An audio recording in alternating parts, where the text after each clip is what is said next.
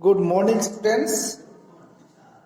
अभी तक हम लोगों ने ये पढ़ा था कि जो एक सर्कल होता है, अगर एक पॉइंट से पास होगा तो कितने सर्कल पास होंगे? इनफाइनाइट।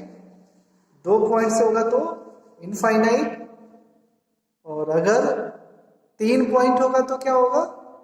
अगर 3 पॉइंट होगा तो दो केस था उसमें। अगर वो कोलिनियर होगा तो एक भी सर्कल नहीं, और कोलिनियर नहीं है तो एक सर्कल पास होगा।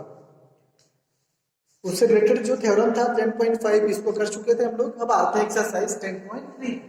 एक्सरसाइज 10.3 10.3 क्वेश्चन नंबर 1 देखे जरा क्या है। दिया हुआ है, draw different pair of circle, how many point does each pair have in the common, what is the maximum number of common point.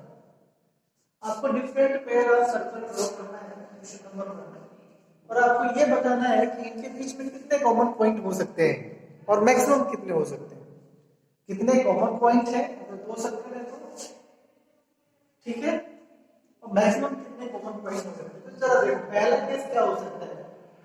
10.3 के क्वेश्चन नंबर 1 का पहला केस क्या हो सकता है। अगर दो सर्कल हम ऐसे ड्रॉ कर सकते हैं, ऐसे कर सकते हैं। ये पहला केस है हमारा। इसमें देखें कि हमारा सेंटर O है और इस सर्कल का सेंटर O डैश है, और इसका रेडियस R है, इसका रेडियस R डैश मान लेते हैं। तो देखेंगे ये दोनों सर्कल एक दूसरे को कट नहीं कर रहा है, इंटरसेक्ट नहीं कर रहा है, इंटरसेक्ट नहीं कर रहा है। तो जब इंटरसेक्ट नहीं करेगा तो कॉमन पॉइंट होगा क्या? नहीं होगा। आपको पता है कॉमन पॉइंट कब होता है? जब दो फिगर या लाइन सेगमेंट या सर्कल जब इंटरसेक्ट करेगा तभी कॉमन पॉइंट होगा, है ना। तो यहाँ पे कॉमन पॉइंट होगा नो, यहाँ पे कॉमन पॉइंट नहीं होगा। पहले केस में तो कॉमन पॉइंट होगा ही, क्यों? क्योंकि इंटरसेक्ट नहीं कर रहे। दूसरा केस देखो जरा,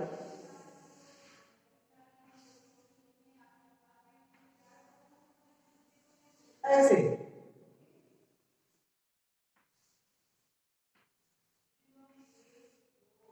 पहला मान लो दूसरे सर्कल का सेंटर O डैश, इसका रेडियस का नाम R देते हैं, इसका R डैश देते हैं। तो जरा बताओ यहाँ पे कॉमन पॉइंट है क्या? दूसरे केस में, दूसरा केस है हमारा क्वेश्चन नंबर 1 का दूसरा केस। यहाँ पे पहला केस है तो हमारा सर्कल इंटरसेक्ट नहीं कर रहा। यहाँ पे दो सर्कल है, अगर टच करता है, टच भी कर गया तो क्या हो जाएगा? हमारा कॉमन पॉइंट होगा कि नहीं होगा? टच टच करना है दूसरे को, अगर छूकर भी निकलता है इसका मतलब कि वो कॉमन पॉइंट होगा। तो यहाँ पे कितना कॉमन पॉइंट होगा? 1। तो पहले केस में तो कुछ भी नहीं हो रहा है, दोनों अलग अलग है। दूसरे केस में टच कर रहे हैं बस। और तीसरा केस क्या हो जाएगा आपका? तीसरा केस आप सोच सकते हैं क्या होगा? कट करेगा। इसका सेंटर O है, इसका सेंटर O डैश। अगर ये R मानते हैं, इसको R डैश मानते हैं, रेडियस। तो देखो जरा यहाँ पे दोनों सर्कल, तीसरे केस में, थर्ड केस में दोनों सर्कल दो पॉइंट पे कट कर रहा है। एक ये पॉइंट है और दूसरा ये पॉइंट है। अगर इसको हम ये मानते हैं, इसको B मानते हैं, तो यहाँ पे कितने पॉइंट पे कट कर रहा है? 2 पॉइंट पे। तो देखें जरा क्वेश्चन नंबर जो 10 है हमारा, अगर दोनों सर्कल एक दूसरे को इंटरसेक्ट नहीं करते हैं, टच नहीं करते हैं, तो कॉमन पॉइंट हमारा 0 होगा। कॉमन पॉइंट कितना होगा? 0, यानी कि एक भी कॉमन पॉइंट नहीं है। अगर टच करके निकलता है तो कॉमन पॉइंट कितना होगा? 1 होगा। और अगर इंटरसेक्ट करता है तो कॉमन पॉइंट क्या होगा? 2 होगा। और ये आपको पता होना है कि दो जो सर्कल होते हैं अगर इंटरसेक्ट करते हैं तो जो उनका कॉमन पॉइंट है, मैक्सिमम कॉमन पॉइंट बोले या मैक्सिमम कॉमन पॉइंट जो होगा वो कितना होगा? 2 होगा। आप सर्कल बना के देख सकते हैं, किसी भी तरीके से सर्कल बनाइए दो, वो 2 से ज्यादा जगह कट नहीं करेगा। 2 से ज्यादा जगह क्या करेगा? कट नहीं करेगा एक दूसरे को। क्लियर है? तो मैक्सिमम जो कॉमन पॉइंट हो जाएगा वो कितना हो जाएगा? 2 हो जाएगा क्वेश्चन नंबर 1 का। क्लियर है? अब आते हैं क्वेश्चन नंबर 2 पे। मैं इसको इरेज कर रहा हूं। अब आते हैं कौन सा? Question number 2। क्वेश्चन नंबर 2 में कह रहे हैं कि अगर एक सर्कल दिया हुआ है, क्या दिया हुआ है? सर्कल दिया हुआ है, उसका सेंटर फाइंड आउट करना है। सेंटर कैसे फाइंड आउट करोगे? अगर एक सर्कल ड्रॉ करके दे दिया, बताओ इसका सेंटर कहां है, तो कैसे पता करोगे? ये बात बोलना सर कंपास में जहां पे रेडियल दिखाई दे रहा है वही इसका सेंटर हो जाएगा। फाइंड आउट करना है, प्रैक्टिकली कैसे फाइंड आउट करोगे आप सर्कल का सेंटर? तो आपने इससे पहले ध्यान में पॉइंट फाइंड किया है क्या? क्या किया है? अगर आपको याद होगा तो वहां पे दो कॉर्ड लिया था हम लोगों ने सर्कल का, उसको बाइसेक्टर परपेंडिकुलर बाइसेक्टर किया था, और दोनों जहां पे कट कर रहे थे परपेंडिकुलर बाइसेक्टर, वही कॉमन पॉइंट से क्या हो रहा था? सेंटर लेके फिर रेडियस लेके सर्कल ड्रॉ किया था। याद है क्या? नहीं याद है तो कोई बात नहीं। अगर ये सर्कल है, ये सर्कल है, इसका हमें सेंटर फाइंड आउट करना है। इस सर्कल का हमें सेंटर नहीं पता है, फाइंड आउट करना है। तो ज्यादा वरी नहीं होना है। सबसे पहले आप दो कॉर्ड लेंगे, एक ए बी, दूसरा बी सी। ठीक है, क्या ले लिया आपने? दो कॉर्ड ले लिया, ए बी और बी सी। इसमें ट्रिक है, ट्रिक ये है कि ये जो पॉइंट है कॉमन होगा दोनों कॉर्ड में, यानी कि दोनों कॉर्ड एक दूसरे से जुड़े हुए होंगे। ये चीज ध्यान में रखना है आपको। ठीक है, अब ये ले लिया। अब ए बी का परपेंडिकुलर बाइसेक्टर, ये कंस्ट्रक्शन है, आपको लिखना है, आप लिख सकते हैं। AB का परपेंडिकुलर बाइसेक्टर कैसे निकालोगे आप? ऐसे, ये आएगा यहाँ पे, फिर ऐसे, फिर ऐसे।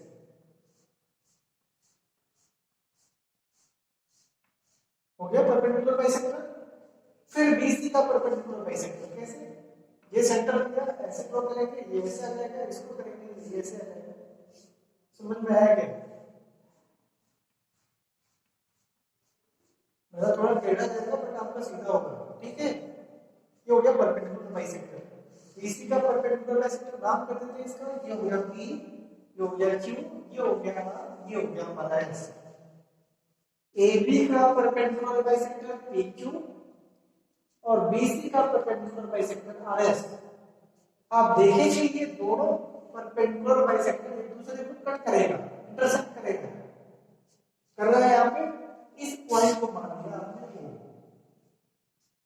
इस पॉइंट को मान लिया क्या? O, और यही कॉमन पॉइंट होगा तो हमारा सर्कल का सेंटर होगा। यही कॉमन पॉइंट हमारा क्या होगा? सर्कल का सेंटर। क्लियर है? और इसको आप प्रूव कर चुके 10.5 में। यहां से ये डिस्टेंस इक्वल होगा, ये डिस्टेंस और ये डिस्टेंस इक्वल होगा।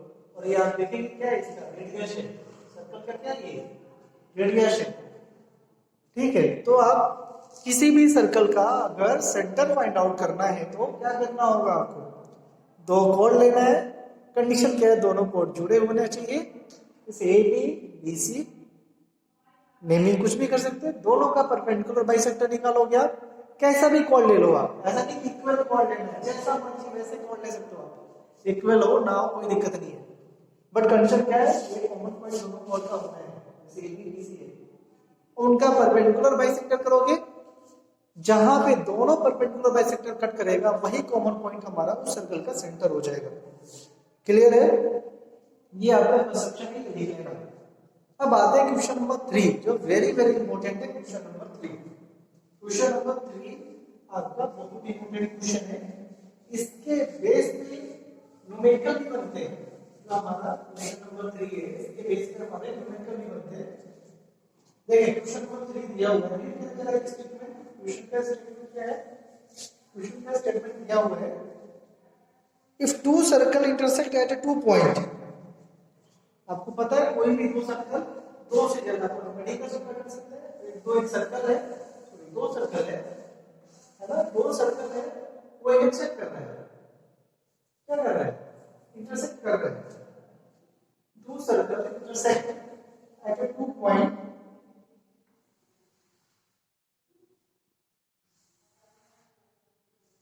ये सर्कल है। ठीक है, आप सर्कल बनाएंगे तो अच्छे से बनेगा। ठीक है, ये दो सर्कल है हमारे,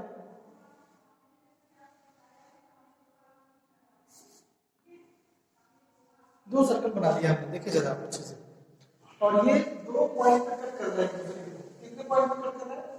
दो पॉइंट पे कट कर रहा है। एक पॉइंट ये हो गया और एक दूसरा पॉइंट हो गया। ठीक है, अब क्या कह रहा है इसके बाद? नेमिंग करते चले, नेमिंग करेंगे तो थोड़ा इजी हो जाएगा आपके लिए। नेमिंग कर देते हैं, देखिए जरा, हम इसको पॉइंट ए कर देते हैं, इसको पॉइंट बी कर देते हैं। इस सर्कल का सेंटर हम वो ले लेते हैं और इस सर्कल का सेंटर क्या लेते हैं, ओ डैश ले लेते हैं, ठीक है। ओ डैश ऊपर हमने डैश कर दिया। Prove that their centre lies on perpendicular, जो इनका सेंटर है, दोनों सर्कल का सेंटर मिला दें जरा, तो क्या है, lies on perpendicular bisector of the common chord. ये जो कॉर्ड होगा, देखिए जरा, ये जो कॉर्ड है दोनों में कॉमन होगा, ये जो बाइसेक्ट इंटरसेक्ट कर रहा है दोनों सर्कल दो पॉइंट पे, अगर इन दोनों पॉइंट को मिलाया, ए और बी को मिलाया, तो देखिए कि ये कॉर्ड बन रहा है, ए बी को मिलाएंगे कॉर्ड बन रहा है। ये ए बी इस सर्कल में भी आ रहा है और ये ए बी इस सर्कल में भी आ रहा है। तो आप देखेंगे कि ये जो ए बी है ये कॉर्ड है और दोनों में कॉमन है, दोनों सर्कल में कॉमन है, ठीक है। तो ये कह रहा है कि अगर हम ये जो सेंटर है, सेंटर को मिलाते हैं और इस कॉमन कॉर्ड को मिलाते हैं, तो ये एक दूसरे को परपेंडिकुलरली क्या कर सकते हैं, बाइसेक्ट करते हैं। Bisect of the common chord, ये जो लाइन ओ डैश AB को बाइसेक्ट करता है, ओ डैश AB को क्या करता है, बाइसेक्ट करता है परपेंडिकुलर। यानी कि सपोज इसको कोई नाम दे दिया, क्या नाम दे दिया बताओ, ओ डैश और क्या नाम देते हैं, हम क्या नाम देते थे इसको, क्या नाम देते हैं, एम। तो ये जो एम होगा, AM equal to MB, AM equal to MB, समझ में है। ये प्रूफ करना है, ये होता है, ये प्रूफ भी करना है। दोनों सेंटर को मिलाने से ये जो ओ डैश है कॉमन कॉर्ड को बाइसेक्ट करेगा, A M equal to M B, और साथ में क्या होगा, ये 90 डिग्री होगा। ये प्रूफ करना है, क्लियर है। ये हमें प्रूफ करना है, तो ठीक है, इसको प्रूफ करते हैं। Prove that their center lies on the perpendicular bisector of the common chord. Perpendicular bisector of the common chord.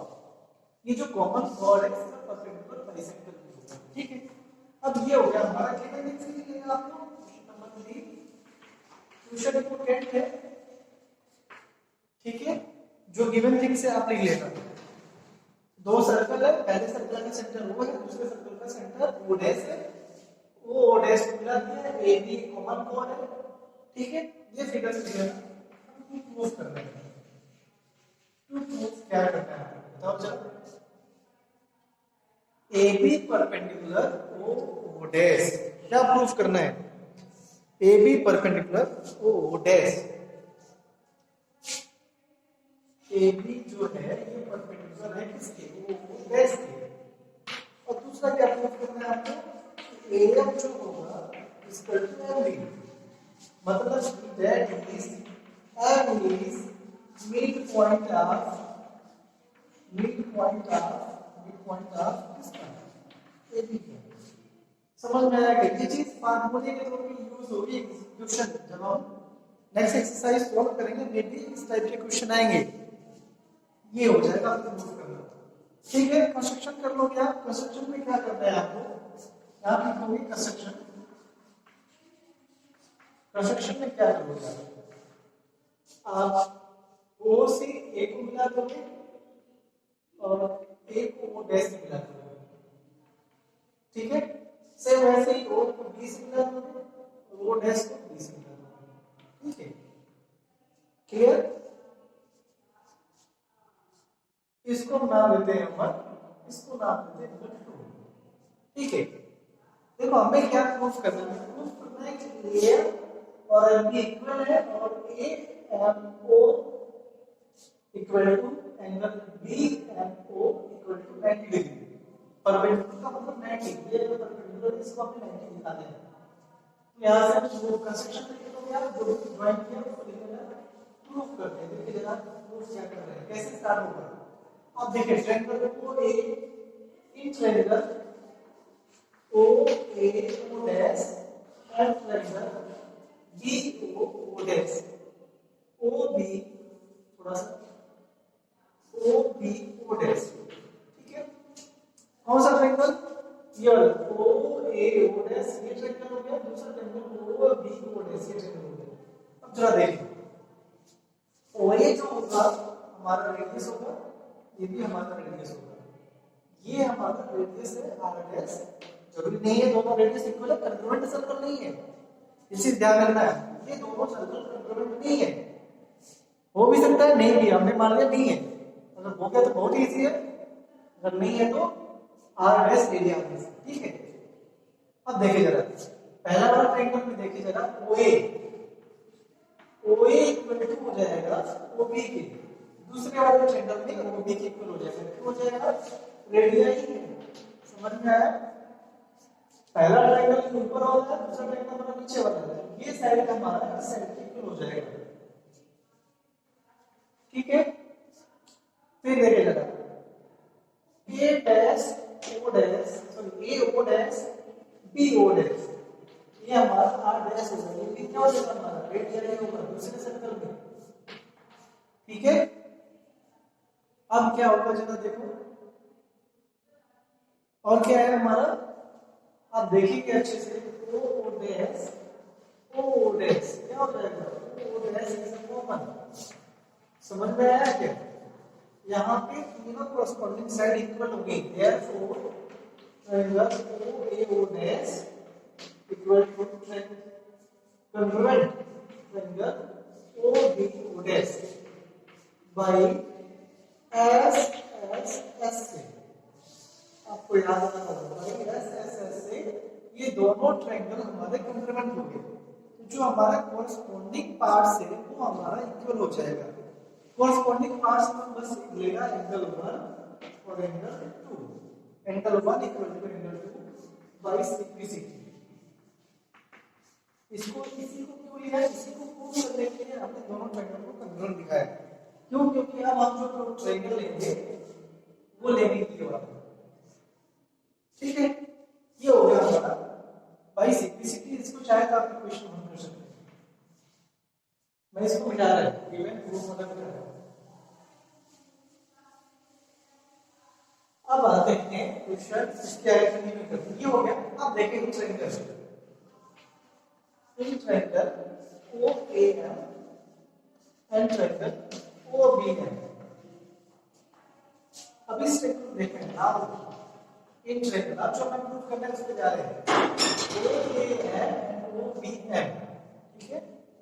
OAM OBM देखिए जरा, OA और दूसरे ट्रायंगल का OB क्या हो जाएगा? आर है हमारा रेडियस हो जाएगा, ठीक है। क्लियर?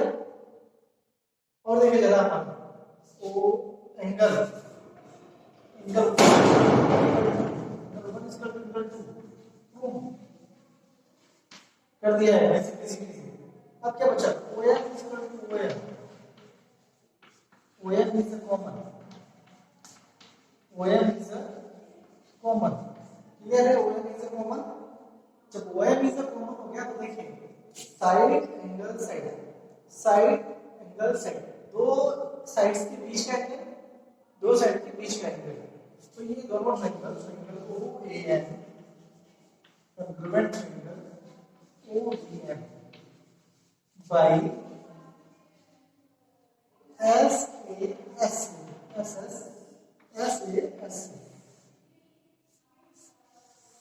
कंग्रुएंट हो गया SAS से।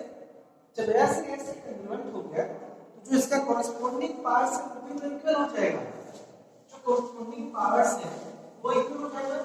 तो जरा देखिए कौन से कॉरेस्पोंडिंग पार्ट्स हैं, कौन से कॉरेस्पोंडिंग पार्ट्स हैं जो इक्वल हो रहे हैं। हमें सबसे पहले क्या प्रूफ करना था? परपेंडिकुलर होगा, उसको प्रूफ कर, उसको सेकंड नंबर पे प्रूफ करके पहले देखे जाए। ए इक्वल हो गया, ये फॉर्म हो गया, बचा क्या? A AM is equal to MB, therefore AM is equal to MB by simplicity. ये पहले सेकंड में लिखा था बट ये प्रूफ करना था बाय सिंप्लिसिटी। हो गया। दैट मींस इसका मतलब क्या हुआ? That means mid point of ये भी हो गया, ठीक है। अब दूसरा वाला प्रूफ करना था क्या, दूसरा प्रूफ करना था कि परपेंडिकुलर 90 डिग्री है, ये 90 डिग्री से प्रूफ करना है, परपेंडिकुलर होगा तभी तो 90 होगा, 90 होगा परपेंडिकुलर होगा। अब ये याद देखिए, ये एंगल से इक्वल है तो ये वाला एंगल से इक्वल हो जाएगा और ये एंगल हो जाएगा हमारा angle OMA equal to angle OMB equal हो जाएगा बाई सिंप्लिसिटी,